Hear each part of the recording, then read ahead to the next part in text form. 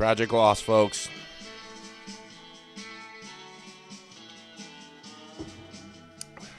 Jeff Beck, a legend.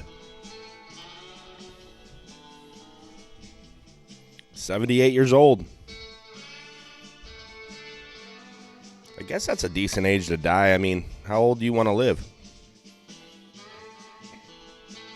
This is Apache. Not written by him, but this is a performance of him playing it live. And then after this, after he does Apache, he does Sleepwalk. And this is in 2010. I mean, this gentleman is, what would he be? He would be 65. Just rocking this out like a champ. Pretty epic. Can't beat this, dude. I mean, he was a legend. Played with the Yardbirds. And in 66, the Yardbirds were hot stuff. They were, loaded with studs, with epic musicians. I mean, I want to listen to this whole thing. I might turn it up and have a little sleepwalk for the outro here. Thank you guys for being here. Like I said, Jeff Beck, tragic loss, 78 years young. Bacterial meningitis was the nail in the coffin for that guy. He had been through a lot. I mean, imagine growing up in that era, he probably had some pretty wild times. I mean, a lot of people did in the mid-'60s, late 60s, especially if you were a rock star, one of the best guitarists of all time. Which is wild because if we talk about the Yardbirds, let's talk about who was in the Yardbirds. I mean, he was in it with Jimmy Page, the Led Zeppelin guitarist, who was, he is another one of the very best guitarists ever. And then Eric Clapton, who went on to be one of the best guitarists ever. So, yeah, that was one of the earlier supergroups that I was pretty impressed that those guys all landed on the same band, all being so good at the same instrument. That's kind of ironic, but poetic at the same time. They were able to share the stage and really shine. Anyway, that's a little depressing. And while we're being depressing, let's just go ahead and let's keep going. We got Lisa Marie Presley, died at the age of 54. 54 years old. That one was cardiac arrest. Now, I'm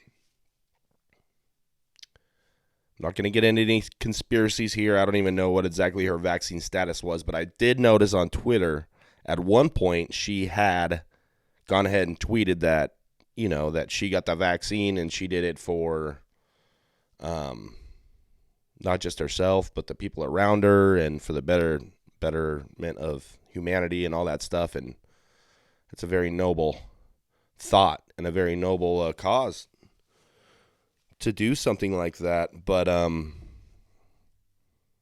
wonder what she would tweet now. And I wonder if she was boosted. I mean, it's a very controversial subject right now, and it's a hard thing to talk about because a lot of people are losing loved ones and people that are close to them. And this reality is becoming more and more brutal, let's just say, as the days go on. Yeah, all right. Well, I wish I had some good news for you guys. I feel like this is starting off so depressing. I don't want this to be depressing. So let's not get depressed here, folks. Let's let's revive this here. Let's talk about Joe Biden, which is also another ridiculous subject, but let's get into it. Joe Biden is apparently the king of document mishandling. This dude has now, I don't know, I can't even keep up. Is it 3? Is it 4 batches? I think the first batch, we talked about on the first little podcast thing I did. And then the second one showed up in a garage in his Wilmington, Pennsylvania home, next to his Corvette. But according to Joe Biden, it's in a locked garage, and his Corvette is locked, and they're next to the locked Corvette. Like that has any relevance to the fact that these are files these are SCI files. These are sensitive, compartmentalized, excuse my language, I am blah, blah, blah, information. And literally you're supposed to view these documents strictly in a SCIF, which is, a sensitive, compartmentalized information facility, which has, white noise and special locks and, complete controlled environment. That way that nobody can actually get any of this top secret information. I think it might be one of the very most classified levels of documents that you can have is an SCI. I wish it wasn't so hard for me to say. I guess I'm not good at speaking. Cheers. That being said, they're there. You wonder, and what's weird about all this stuff is it's not just it's his own team that is throwing the bus, or I guess already ran the bus over Joe Biden. He's under the bus. They're probably backing up, and then they're going to run back over him again. And that's what they're doing. I don't know if they're done with him. I don't know if he's kind of run his leg of this corruption that's been going through the White House, and or I don't know if there's something way bigger that's inevitably going to come out, and they're trying to be like, oh, documents, get rid of them, impeach them for the documents before you find out the rest of the insane stuff that's going on. I don't know.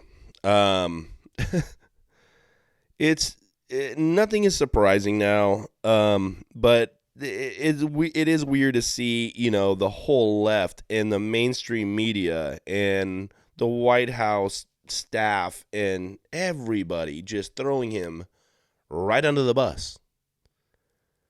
And, he's questioned about this stuff. And, it's unreal. The guy goes into some spiel about my Corvette.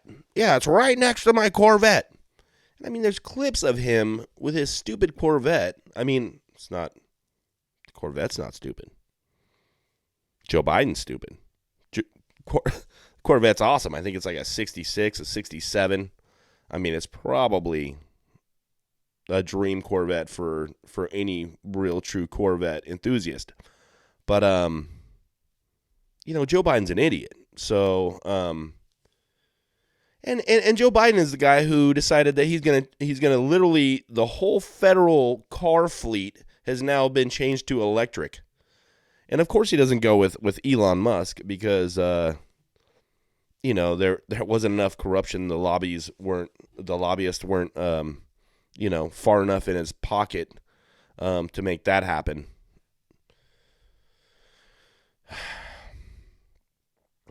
Everything he does, nothing makes sense. Elon Musk is by far the best in the car game, the electric car game, that is.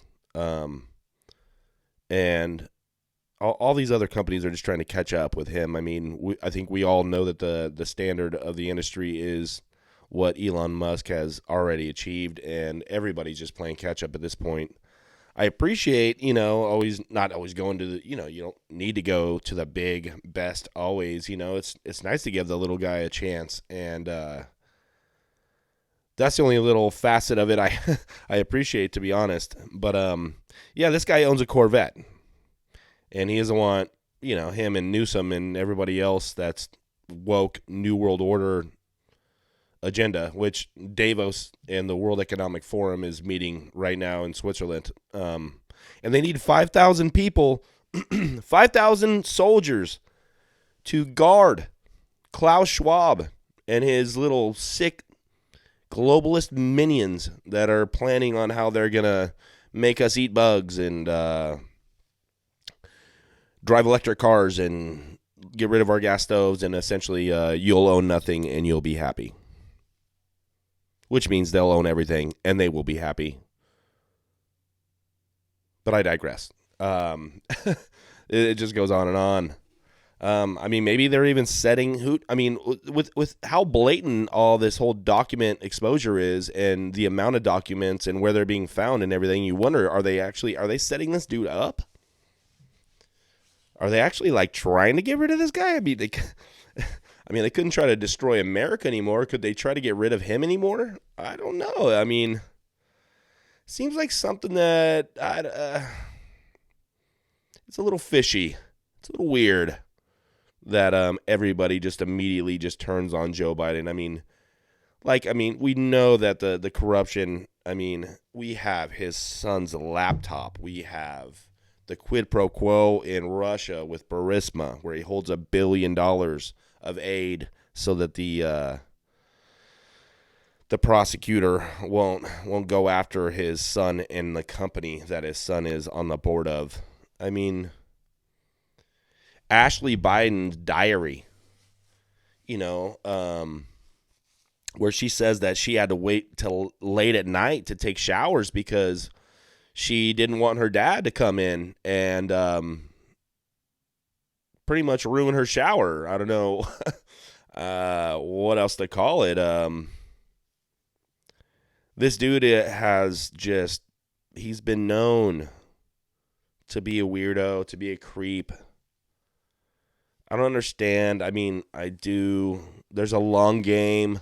This guy's a total puppet. They have so much dirt on this guy. He literally had to do everything that they told him to do as the president of the United States. And, I mean, that has, in effect, pretty much destroyed this country. So that gives you a little idea of the people that are actually behind the scenes running stuff. The deep state, the globalists, these the world elites that own the Rothschilds, the Rockefellers, the Vanderbilts. I mean, I can go way down a rabbit hole that we'll probably never get out of if I go. But let's go on to something else, because I just don't understand exactly what's going on over there. He's under the bus. I mean, the Bidens at this point are clearly even more corrupt than the Clintons. I didn't even think that was possible. This lady, Hillary, freaking smashes her data and her phones with hammers. I mean, I haven't heard, or I mean, that's got to be one of the most blatantly corrupt destruction of evidences I've ever heard of for Secretary of State, an elected official, somebody who had access to sensitive and classified documents. Just unreal. But there has been a little bit of pushback, and I think that the dam is breaking on this corruption coming from the left, and I'm happy to see that, because it's been a long time coming, and they've been getting away with literally everything for a long time. I mean, the only reason I'm even into politics remotely is because it's been just a complete takeover for so many years. I mean, decades now. So it's nice. It's nice to see a little bit of pushback. It's nobody's watching mainstream media, especially the left. Maybe some people still watching a little Fox News or something like that, but it's just funny how CNN's ratings are just, I mean, they're complete trash, which is great. I mean, I'd love to see it. They can just go away. CNN Plus was a thing for, I think, like less than 1 month. I think in less than 1 month, CNN Plus, their whole streaming service was completely just aborted. I mean, that's a bad word. they abandoned their whole idea and the whole platform and everything just because everybody just was like, oh yeah, that's what we need, CNN Plus, Napes. And then they didn't, nobody. I mean, I think there was like 100,000 subscriptions or something stupid. So that just shows, I mean, people aren't as stupid as the mainstream media would love them to be. I mean, they'd love to be able to just tell them whatever they want and they just believe it and run with the narrative. I'm pissing on your leg. It's not raining. I mean, it is raining. I mean, it is not raining. Mask, no mask. Boosters, no boosters. It's so stupid. I mean, it's a clown show. It's a circus. And whatever the mainstream media says, nobody takes seriously, and then they lose all credibility, and here we are. I feel like I'm doing news now because nobody else is being honest. And I want to talk about things that are gonna matter a little bit, you know, instead of like, oh, there's a cat in a tree. Look at this funny video. And you know, I love being entertained too. I mean, I love some good comedy. I love some good humor. And I like being lighthearted most of the time. But I didn't really come on here to be super lighthearted about things. I'm on here to gripe and complain about everything that I think is just ridiculous in the world right now. Getting back to electric cars. Let's talk about cobalt mining. I think a lot of people saw that Joe Rogan podcast about cobalt mining and the conditions that are going on in the Congo. And it is like inhumane type of stuff. I mean, I know that humans and people have been doing this for centuries where, you know, you're down, you're in the nitty gritty, you have a hammer and you got your hands and you're going to work. I mean, you're going for diamonds, you're going for gold, you're going for, I mean, God knows humans have literally looked through dirt for everything and busted through rock for everything through history. But, you know, the picture that's being painted by these companies and cobalt, let me tell you what cobalt is before I get into that. Cobalt is, you know, it's a material, it's a precious, what do you call it? Stupid, I think it's a mineral. It's a precious metal. Thank you. I believe. I don't know even exactly what it is. I'm going to be honest.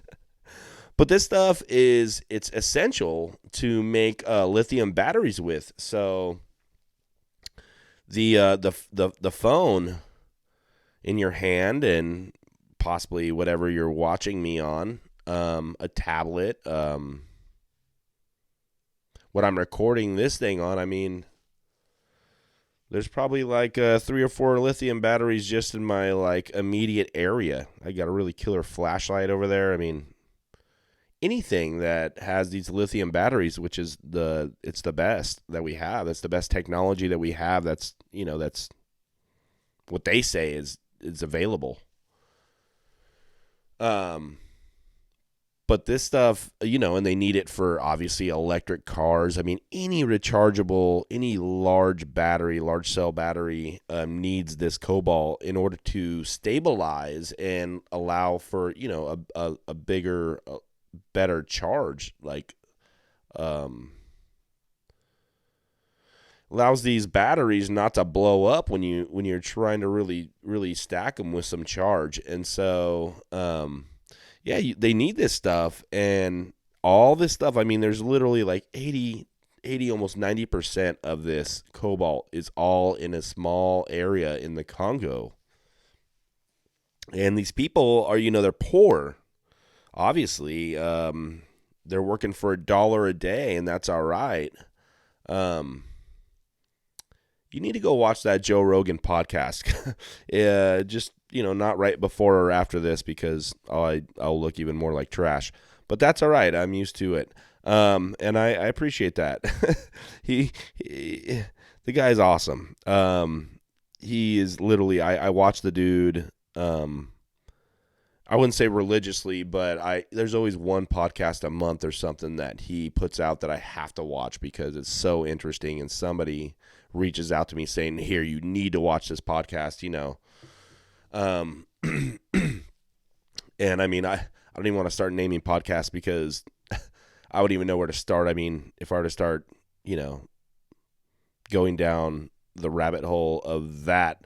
But yeah, if anything, maybe watch the cobalt mining one. I don't even know the guy's name. I didn't do enough research, or I didn't really pay attention. But, we're working on things over here. This is, as you see, I have upgraded the background. I have ironed my flag. And, yeah, we're doing this. And I forgot to mention earlier, and I will just, I'm sure it'll be uploaded the same day. I don't have the ability to even edit my videos that I know of. But, that's part of the beauty. So yes, I will probably upload it this day, but it is actually Friday the 13th. So happy Friday the 13th. I avoided, doing anything too dangerous, even though I went up on the roof. Don't ask me why. But yeah, let's keep it moving. We had some weird stuff with these flights being canceled here. And everybody was kind of wondering why, and we got Pete Buttigieg, he is probably the best, transportation official that we've ever had. I mean, this guy is a total stud.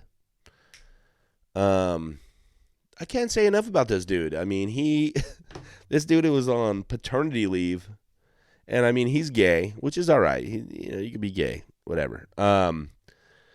But his husband and him adopt a baby, or I don't know how the heck they had a baby, or I'm a little weird about giving. Well, I'm not going to go down there. But they got a baby.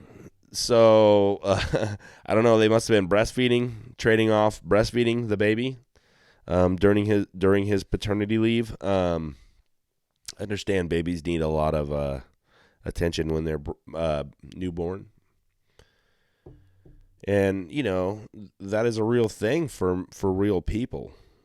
But Pete Buttigieg is just, he sucks at everything. So I imagine he sucks at being a parent too, and I doubt he's actually doing anything helpful on his, I think they were just on vacation, like, oh, we got a baby, let's go on vacation and go prance around with it. Sweet. Yeah. So between him and Biden, documents in my Corvette in my locked garage. My garage is locked.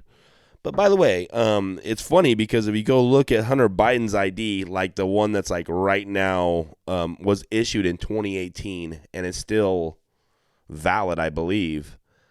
You look at the address, and it's the same address that the freaking documents have been at. So anybody with a freaking crack rock or any hooker that knows that dude could just get up in there and probably go through some classified documents.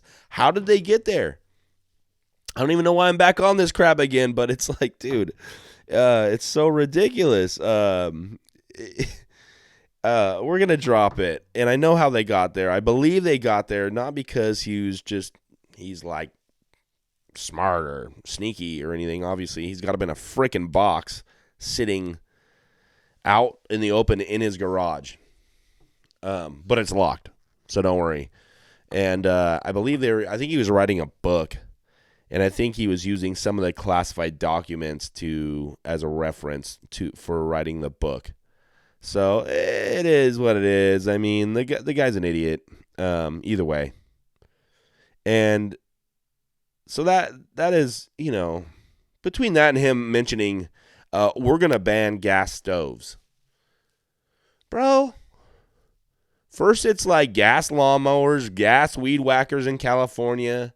It's going to be like cars in California, I think 2030 or something like that. It's supposed to no more production of or sales of gasoline cars in California.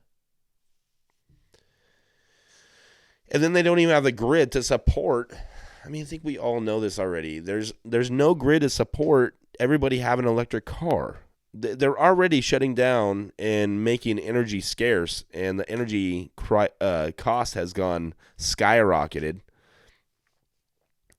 It's a never-ending. It's just watching just the worst. It's like you could not have worse people in charge. It's like it's almost like we're in Idiocracy. Great movie. But President Camacho was way cooler. I mean, that dude was awesome. Terry Crews is hilarious. He's kind of a sellout. I saw him on some stupid show, some like talent show or whatever. I don't even know what it's called. But anyway, I saw him the other night, and he was just, oh gosh, it looked. I mean, I don't know how he agreed to that gig. I mean, it is just so embarrassing. But yeah. Okay, I'm jumping around. Okay. FAA. All flights are grounded for the first time since 9/11. And apparently there's some cyber attack where there's file corruption or something like that. I have something, it's just there's a system called NOTAM, NOTAM, and it's a system, and they have a backup, and somebody hacked into this thing and corrupted some files, and so to the point where they literally had to ground everybody because they had no way of controlling air traffic. And then you got, I was talking about Klaus Schwab earlier. That dude, you should see on the Stu Peters network. You go on, I'm trying to think of I think it might be just stupeters.com or something like that. But go on there. It like shows, Klaus Schwab warning a cyber attack would be, COVID crisis would look like nothing compared to a cyber attack. A cyber attack will absolutely stop society dead in its tracks. And everybody will starve and everybody will die. It's like, dude, this guy could not be a bigger supervillain if he tried. The guy looks, sounds, acts. He can't do anything more supervillainy than he's doing. And I mean, you got to give him credit for being so just brash and just, he's not even hiding it. He knows he's like Dr. Evil, and he's like, ha, ha, ha, this is what we're going to hit you with next, and you will perish because we have control of the power grid because we cyber attack you. I don't know how he went Russian, but the dude, he's like Hungarian or something. Or is that George Soros? I mean, this guy's German or something. I don't know. These guys are all from the same area. They're a bunch of creeps, dude. I don't know what's wrong with these people. They want to destroy humanity. Like, what? Why wouldn't you want to, like, cure cancer or something like that, bro? Like, use your all that effort and all that energy and all that, excitement in destroying humanity, and why don't you try saving it, dude? And that you're being that nobody likes you. You have 5,000 soldiers protecting you and your little minions right now because that nobody likes you, bro. And if they had a chance, they'd probably just kill you. But yeah, that's just it is what it is. So cyber attack. Don't say I didn't warn you. It's probably on the way. And get yourself some solar panels and prepare not to watch any TV for a little bit. I don't know what to tell you. But yeah, on a lighter note, let's talk about. I was watching. I don't know what I was flipping through, but I saw that Bill Maher had a Kid Rock on his podcast, and it's not like this podcast. It's not like legit, but he's got a podcast too, Bill Maher. And it's funny the way Bill Maher, he tries to play both sides, he tries to remain relevant just by not completely cucking to the narrative like so many other people do. And it's really sad. It's like you see some of these people that you really loved growing up, and they are total sellouts now. And anyway, Kid Rock was on there, and Bill Maher makes some comment like, hey, I like you, Kid Rock. You're cool, but I don't understand why you like Trump because, he's just such a whiny little bitch. Trump is such a whiny little bitch. And, I can't believe somebody like you're a real man, and you like Trump. And he's just such a whiny little bitch. And it's funny because Kid Rock comes immediately right back at him, didn't even skip a beat, and just goes, that's the same thing I think of when I watch you calling him a whiny little bitch. What a whiny little bitch.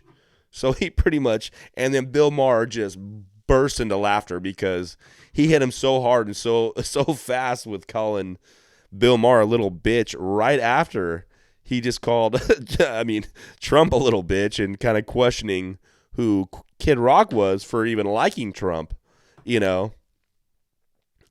But it's awesome to see him just shots fired, just and blowing Bill Maher just nearly out of his seat with just such a fast little, just calling him a little bitch. Pretty much like it's one thing when you're referring to a friend of a friend.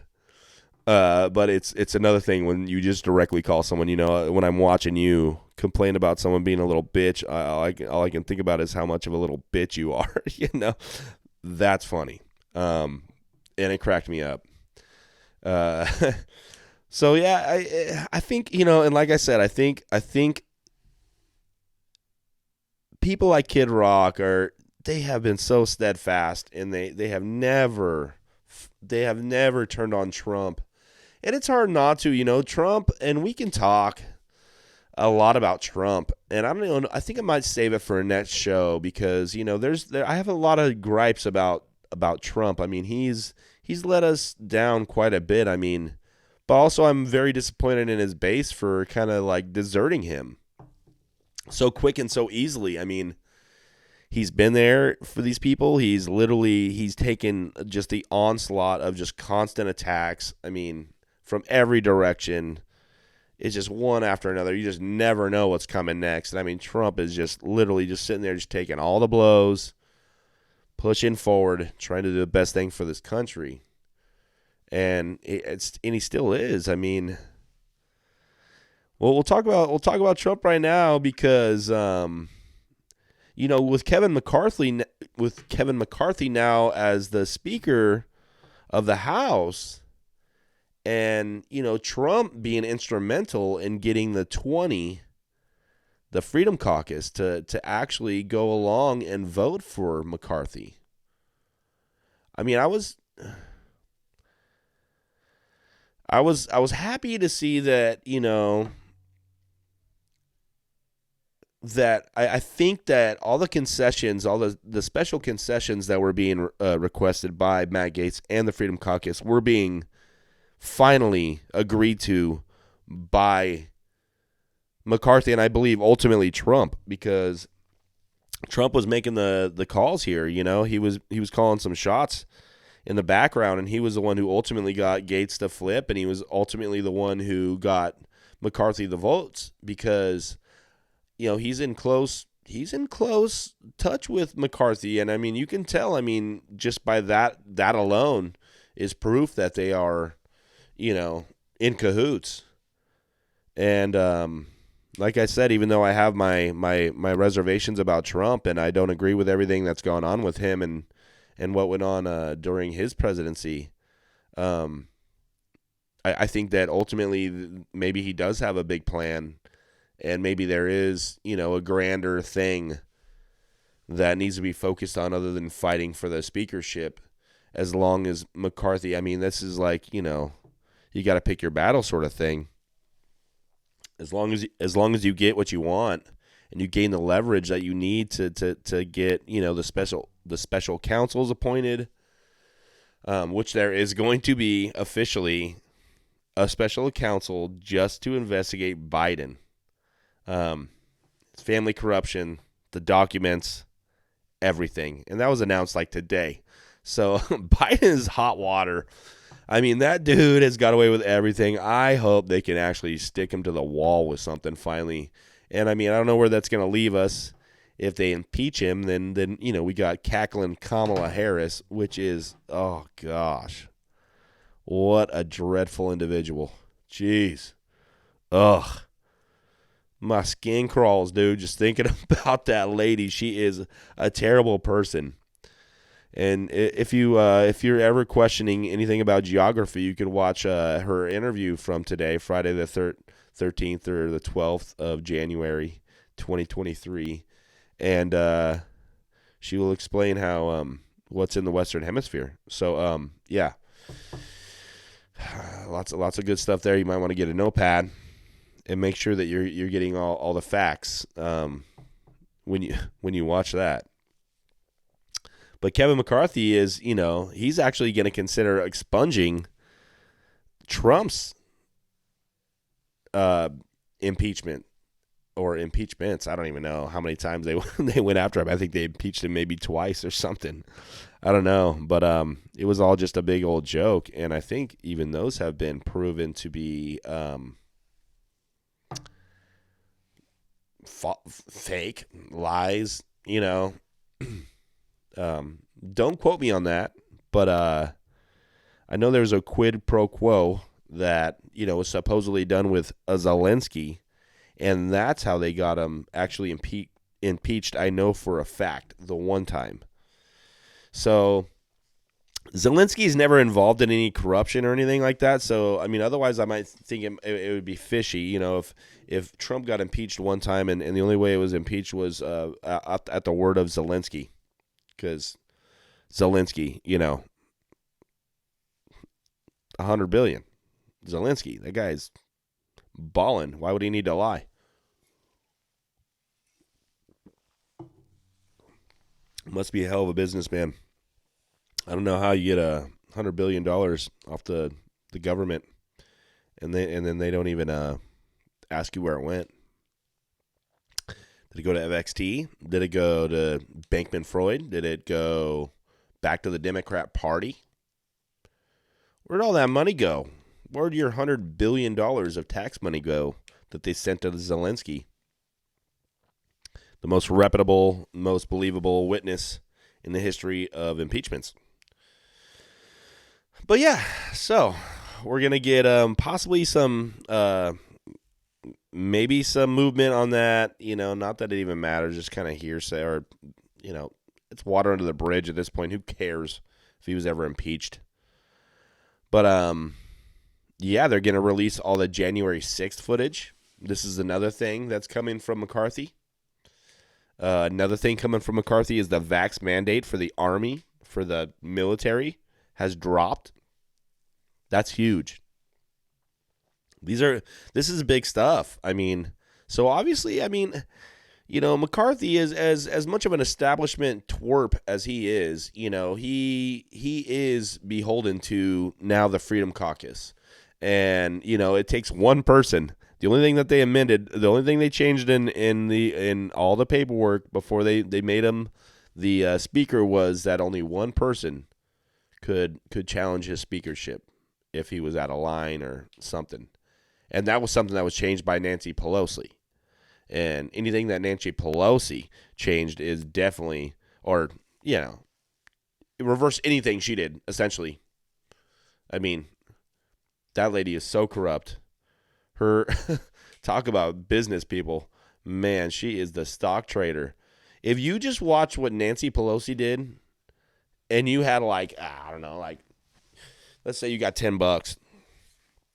you had $10 and you watched what Nancy Pelosi did with her stocks, I bet within 1 year you would be a millionaire because that lady is a genius. She is so far ahead of the market. It's weird. It's almost like she's like creating the market and then like, I don't know, like investing in it before the market's even knowing what's going on. But again, I don't know. I mean, what do I know? I don't know anything. But yeah, we got that. we got McCarthy and the Freedom Caucus demanding that the 87,000 new IRS agents that are supposed to be out attacking the middle class, pretty much trolling the American public to pay for their Build Back Better Green New Deal bull crap. So yeah, I mean, 87,000 new Sheriff of Nottingham's in town, walking around trying to make sure that they squeeze you for every dime as a taxpayer, you know. You make more than like a, $200 transaction on any of these payment processing, apps now, and they're on you. It's just, it's unbelievable. But it is what it is, and I mean, I'm glad to see that at least that they're making efforts to combat just the absolute insanity that's been going on as Nancy Pelosi, as House Speaker, and Biden as president in general. I mean, they've had carte blanche because they cheated, quite frankly. That's some other stuff that's going to come out. I mean, just wait. It's going to come. But yeah, and then another thing, the vaccine for kids, the booster. Apparently, the FDA he's an advisor for the FDA. Dr. Paul Offit is saying no boosters for the kids this round. So you got kids. I mean, I'm praying that you didn't boost them or didn't give them anything to begin with. But definitely don't give them this new booster. I mean, he obviously knows something that we don't know, And, it's surprising because I feel like they're really they're going after the kids. And I say that often because, I mean, they're suggesting now that kids, at 12 can start taking drugs to help them with their weight loss, and at 13 should be able to get weight loss surgery. 12 to 13, man, what a spread, man. You got to wait a whole year to get surgery instead of just taking drugs. What? Why? How about you put down the fork, you fat little bastards, and stop freaking playing video games all day? I mean, it's the parents' fault, ultimately. I mean, these kids are raised by tablets, and they just eat junk food and processed crap all freaking day long. I mean, I was so annoyed when I was growing up, and I couldn't have all the wonderful sugary snacks that my friends had. And now looking back, I mean, that's probably the only reason that I, am not a complete turd of a human, is because my parents actually took care of me, made me go out, made me be active, made me stay in shape, made me eat healthy, made me didn't let me sit there and play video games. I mean, didn't let me dive into junk food. I mean, and like I said at the time, I wasn't very happy about it, but does any kid want to be told what to do? I mean, you can't. It's the whole point of being a parent is to make sure that the kids are doing the stuff that they don't want to do that they should be doing. It's like, oh, I want to be friends with my kid. Oh, like I was raised on Twinkies and Mario Kart, so my kid gets Twinkies and Mario Kart. Well, nah, bro. Okay? No. Be better, dude. Okay? Don't allow your kids, and don't drop the ball when it comes to these kids' health when they're young, because they don't get these years back. This is very important that you guys take care of your kids. Pisses me off when parents don't. It really does. But I don't even want to get into that. It pisses me right off. But yeah, so last thing I want to talk about here, and I guess I kind of went a little bit longer than I thought I'd be able to go, even though I'm having issues. But this Keenan Anderson, he is the nephew, I believe, of one of the co-founders of BLM, and he recently he got tased and he died. I think it was yesterday. He died. And this dude, I watched the video before I jumped on here, and it's a pretty upsetting video. I mean, I'll tell you, it's weird, it's intense, it's sad, it's a lot of things. But let me tell you what I saw. I saw Keenan, this dude. He's wandering around the middle of a street, in the intersection, like a busy intersection. There's cars around everywhere, and this dude is, wandering in the middle of the street. He's walking up to cars and like just doing all kinds of erratic stuff in the middle of the street. Well, the cop is on a motorcycle. He goes up and approaches the guy, and Keenan immediately is like, "Oh, I'm sorry. I didn't mean to do anything. Something happened to my car. They're trying to hurt me. They're after me. This and that. He's saying a bunch of like just kind of erratic stuff." And the cop's being real chill, just kind of, "All right, dude, just calm down. Just calm down. I need you to be right here. I need you to calm down. Just stay where you're at." And the guy can't stop moving. Keenan can't stop moving. The cop is like, "All right, dude, I need you to like sit down, relax, stay where you're at." And he's like, "Well, I want to be seen, And then like they're after me, they're just, this guy is totally paranoid. You could tell. I mean, the guy, he seemed, I mean, to me, I would bet all $20 that I have in my name to that the dude is on drugs. I mean, the guy seems like he's like overdosing on drugs, or he's having some sort of a crisis. I don't know what else to call it. The guy is like, he's panicking. And I mean, heaven forbid, I mean, I understand that the dude probably genuinely is scared of cops, because the narrative pushed by BLM and what the narrative has been on the news, and you listen to LeBron James, you listen to all these idiots, and interaction with cops is automatic, just a death sentence. But there's another thing that's worth watching is that video, and they're telling him multiple times, and then the guy, Keenan can't stop, and then the cop is pretty much letting him do whatever he wants, just as long as he's like not running away. And then eventually Keenan just runs away. The cop doesn't even put a hands on him once, and Keenan runs away. And then the cop goes after him on his bike, and at that point there's other cops there, and he's, at this point he's in the middle of the street again, and he's, endangering other drivers and other people, other citizens. So they're just like, get down. That's it. We're putting you in cuffs. And what had happened was, from what the bystander said was, and there was a guy that was there, that was an Uber driver, and he had said in another video that was taken during the whole incident that, he was driving that BMW, and I guess what happened is Keenan was driving this BMW. He ran into another vehicle, and after he ran into the vehicle, he got out of his car and started acting crazy. And even the Uber driver said, the guy, he tried to take my car. He tried to steal my car, and even the guy said no, because there was a bunch of cops like taking him down at the time of the video when the guy was recording it and saying how the Keenan tried to steal his car, and he's an Uber driver. They go, don't,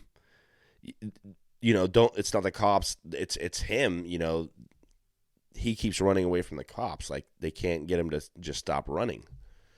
And so, 3, 4 cops are on top of this dude. And, the first cop, and this is the problem that I have, is, they were tasing him, I think, a little more than they needed to be tasing him. It's not, I don't know. It's hard to justify how much they actually tased him when he was already on the ground. And I mean, trust me, he was not complying by any means.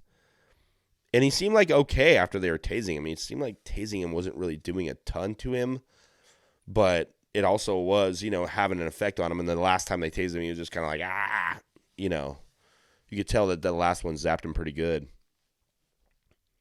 But, I mean, I don't know. I just don't know.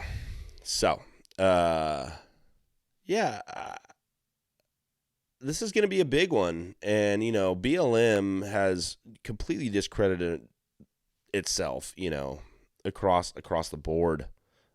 Nobody, I mean, I think they might even be listed as like a terrorist organization or something now on the federal database or something. But, yeah, Patrisse Cullors, the co-founder of BLM, is this dude's aunt, and she's a crazy piece of work. She, took all the money that they gave to George Floyd and all these other victims of, racism. And she just bought herself a bunch of really nice mansions and property, and I guess her nephew a BMW. But yeah, I mean, I wouldn't be surprised to learn that the guy died of an overdose.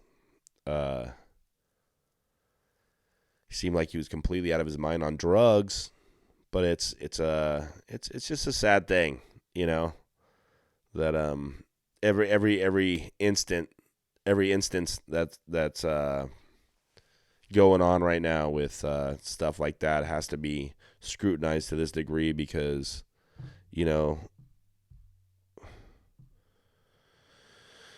it shouldn't be like that. It's kind of a bummer, but I think it is. It is what it is. And yeah, thank you guys for being here. I was trying to get that music outroed, but I think I'm disconnected from my music hookup. So this one was a rough one, but it's another one in the books. Friday the 13th. I didn't expect it to go well anyway. God bless you all. Thanks for being here. Take care. Love everybody. Bye.